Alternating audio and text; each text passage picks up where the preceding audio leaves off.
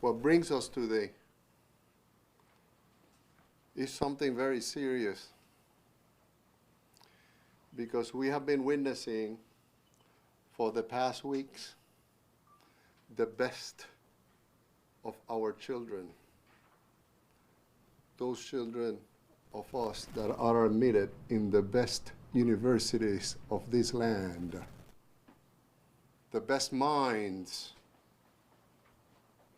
that had been praised in the past for protesting to stop the war in Vietnam.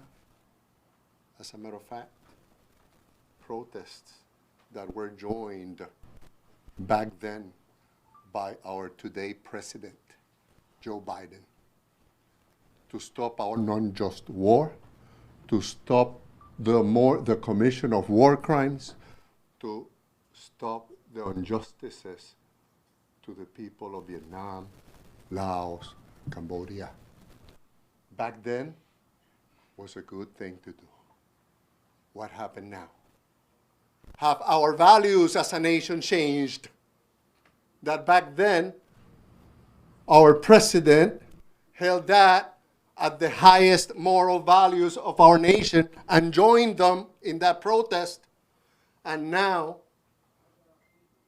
when our students, our best minds, our future, are peacefully gathering to exercise their constitutional rights to freely assemble and freedom of speech.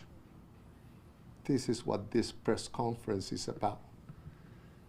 It's about the freedom of speech of all Americans. It's not about the freedom of speech of our students. It's of all Americans.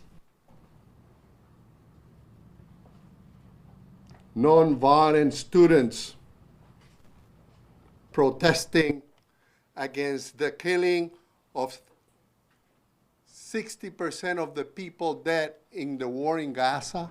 Think of this, 66% of the 35,000 people killed are children and women. 15,000 children is not an enough figure to revolve our gods, that any armed forces of any nation of the world who for whatever reason kills 15,000 children, and it's not my opinion or the opinion of the students, that the state of Israel is facing the International Criminal Court of Justice for things like this. So what are our peacefully gathering students claiming? That their academic institutions take a moral stand and do not give monies to kill 15,000 children, and do not give monies to kill almost 10,000 women, not to give monies to kill many other thousands of elders, killed in the worst circumstances by a famine that is a man-made provoked famine. The obstruction of food and water and medicine to the civilian population, by definition, is a war crime. So our students are asking their academic institutions to stop funding war crimes. And they're being met by a repression that we have not seen anywhere in recent history.